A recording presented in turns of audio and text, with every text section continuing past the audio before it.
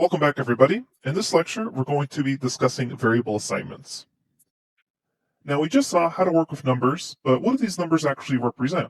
We had integers and floating point numbers, but we don't actually have a variable name assigned to them.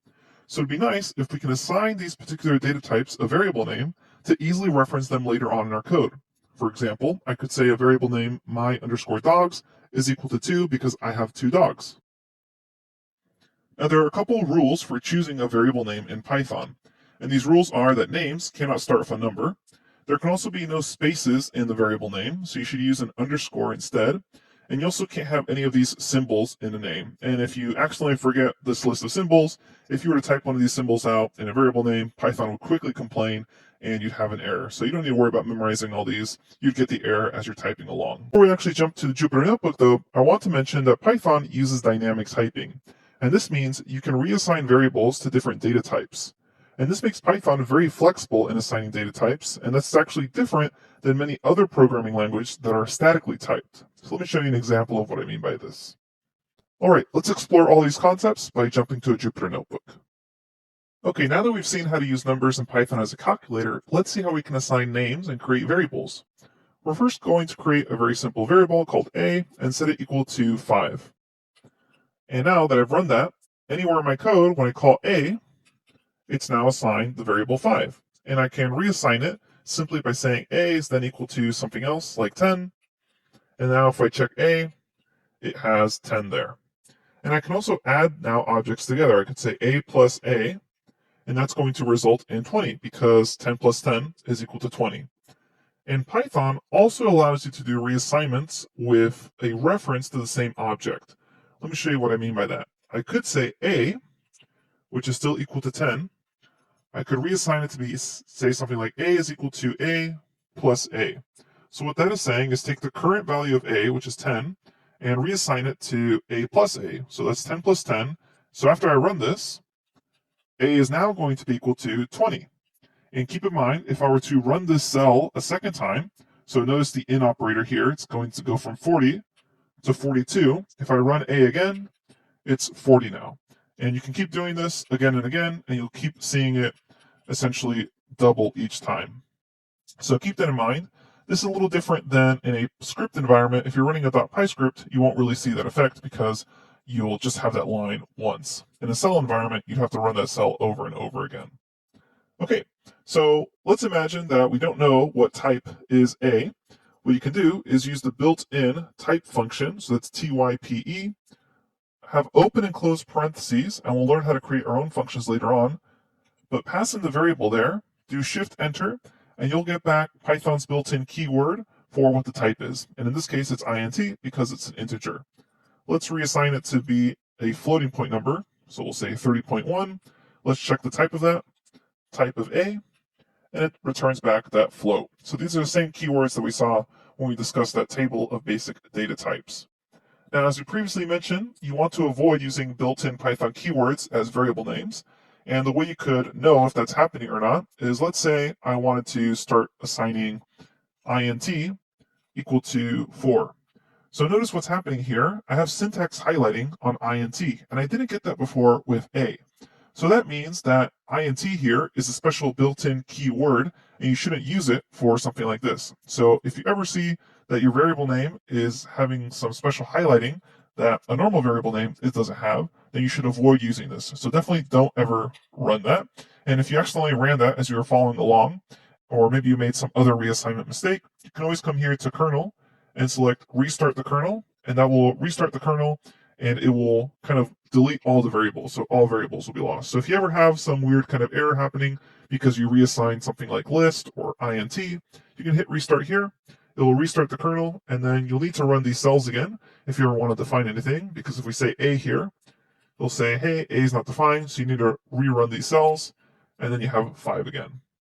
Okay, so last thing I want to note is a simple example where we use variable names. So I will say my income is equal to 100. And then in this cell, I will say my tax rate is, let's say I have a 10% tax rate, so 0.1, and I want to figure out what my total taxes paid are. I will say my taxes is equal to my income times my tax rate. So I have that, and now let's check what my taxes are. How much do I owe? I'll check my taxes, and there I have 10.0. So now I can perform logic with variable names. And this is a lot more readable than just using integers or floating point numbers, because now I have this nice, almost English sentence that says my taxes is equal to my income times my tax rate. Okay, so we've learned some basic numbers in Python, we've learned how to do arithmetic, and we've wrapped it up by learning how to do variable assignment in Python. Strings are sequences of characters using the syntax of either single quotes or double quotes. Here we can see three examples. First, we have hello with single quotes, then hello with double quotes, and then what's nice about having both options of single quotes or double quotes, it means that if you have a single quote in your string that you want to keep and not have that end your actual string, you can wrap it in the other type of quote, such as double quotes or vice versa. So here we can see I don't do that, has a single quote in there, but we don't want that single quote to suddenly end the string, so we can wrap the whole thing in double quotes. And we'll see an example of that later on in the Jupyter Notebook. So the way this works is that every single character has an index position assigned to it. So you start at 0. That's another important note in Python, that indexing starts at 0. So H has the corresponding number of 0, E has the corresponding number of 1, L2, L3, O4. So if I wanted to grab the E, what I would use is inside the square brackets, I would pass in a 1 after the string, and then it would return back E. And we'll see examples of that later on. What's also interesting about Python is you can actually use reverse indexing. So maybe you wanted to grab the last letter of a string, but you didn't actually know how long the string was. All you knew was you wanted to grab the last letter.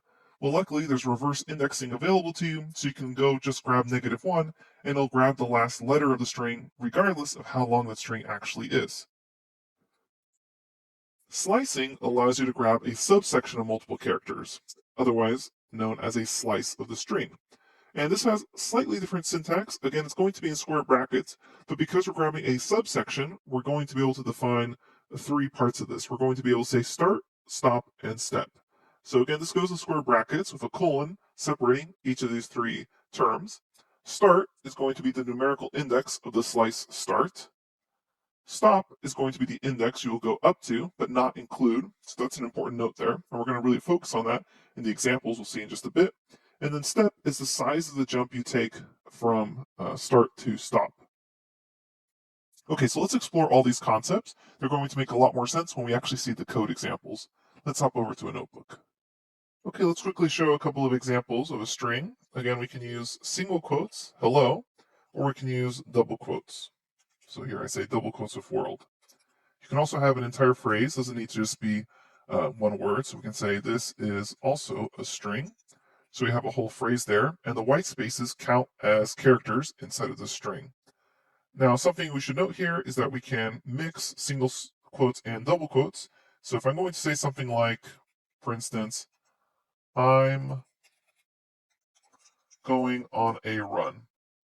So note what's happening here. Because I'm using single quotes on the outside, only part of this is getting highlighted with the syntax. So this is going to confuse Python because it thinks that you're trying to end the string here, when really I'm trying to end the string here. So if I try to run this cell, it'll say an error here, invalid syntax.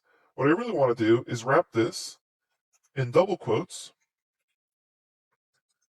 and that way I won't have an error when I have this single quote in here. So then when I run this, Python has no problem. It says, okay, I get what you're trying to do here, trying to have a single quote there stay, and that's actually not part of the definition of the string.